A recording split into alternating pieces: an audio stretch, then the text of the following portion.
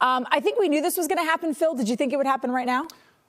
No, you know what? I wasn't sure it would happen right now, but it makes sense that it did. This guy has been playing at a really high level throughout the course of this season. He's been one of their best defenders, period. And he was all over the field on Sunday. He also throws his body around quite a bit. We know about his speed. He's not the biggest guy in the world. And so if you're Marcus Jones and you're offered a contract that pays you near the top of the market for slot corners, different category than those outside, those boundary guys, the type of money that Christian Gonzalez will be making in a short time here, Bert, that makes all the sense in the world to me for him to be willing to do something like this. Yeah, I think it's a great indication of how they've continued to work with the players they invested in or that they inherited. And, I went back and I tweeted something on this earlier today, but I remember, Mike Vrabel's first coaching job was at Ohio State, and Urban Meyer got there with a team that was 6-7. They went 12-0 with the same players. And Urban Meyer had a quote, and Mike, of course, was there about he hated when coaches came in and said, okay, well, I got to get their guys out of here and get my guys in here. And basically his point was, like, I chose you. You didn't choose me. Like, I have to work with you. You don't have to work with me. And I think there's, like, a lot of examples of this across the roster. Marcus Jones is a shining example of it. But Kayshon Boutte's another one. Pop Douglas is another one. Mike Nwenu. There are guys up and down the roster that they inherited that were in some level of disrepair or hadn't come along yet that I think they've been able to maximize. And Marcus Jones' contract extension is a great example. But why do it right now? Like, you can invest in the guy in the offseason. And for Marcus Jones. Because he's up. And you don't want him to get to the market. There you go. but I mean, you could still do it in the offseason if he wanted to be here. You'd have competition, and I think you get a little bit of a better deal now. Look, the market on these players doesn't go down, okay? And a slot corner, say what you will, that is a starting position in the NFL right now, more than a third linebacker would be. So to get a guy at this price, I think you help him mitigate some injury risk. He's a guy who hasn't made a lot of money yet in his career. So you give him the financial security and you get a little bit of a good deal here. If you get to January and February, most players are going to sit there and say, no, I'm going to get to the market. And he's not a player you'd be able to tag because of, his position designation. That's why I understand why the Patriots did it now, but why would Marcus Jones do it now? Well, it does. It mitigates that injury risk, as Bert was saying. You don't have to worry about it if you're Marcus Jones now, understanding that you're about to become a free agent.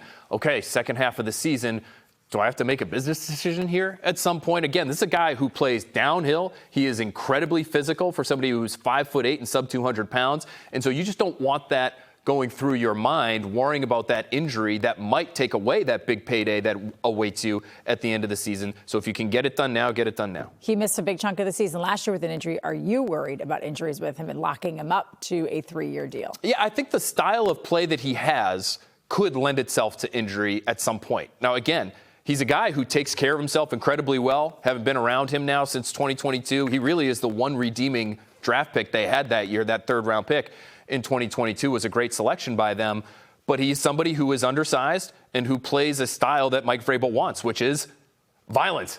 And sometimes those two things don't necessarily lead to longevity, but he's healthy right now and he's playing great. It's the reality of the position, too. I mean, totally. Like slot corners, slot receivers, they're small guys who play in the land of the giants. Those guys play closer to the middle of the field than the boundary guys. They're going and running around guys who are bigger and stronger than they are, and they naturally have to play a more physical style than the boundary players because they're in there. And so these guys naturally do have injuries. That's something you just have to deal with those positions. I do wonder, and I think everyone wonders, obviously Christian Gonzalez is going to command a lot more money. He's a cover corner. He's a premier first-round pick player. But he, too, has had, injury issues. Marcus Jones's contract, I think, is the second highest ever at this point for a slot corner. How does this deal affect Christian Gonzalez and his? It doesn't at all. They're two different markets. The market for slot corners is what you saw today. The market for boundary corners is double, triple. I mean, triple. Yeah. Like, what do you think Christian Gonzalez will command? Well, I mean, like, if you look at the top guys right now, Stingley got 30, Sauce got 30.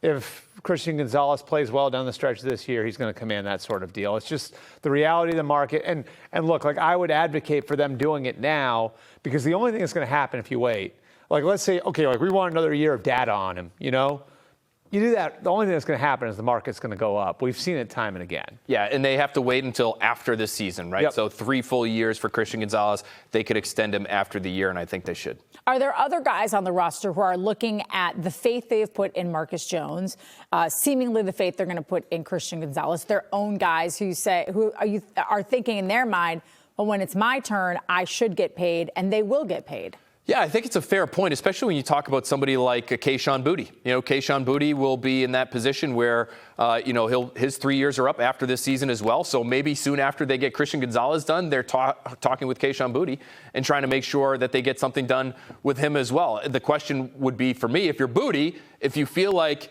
you are that true first-round talent that he told us just a few weeks ago that he believes himself to be, do you hold out? Do you wait? And do you say, I'm going to put together a great year while Drake May is one of the best quarterbacks in football in 2025. I'm going to do it again in 2026. And then I'm going to hit the market and I'm really going to get paid.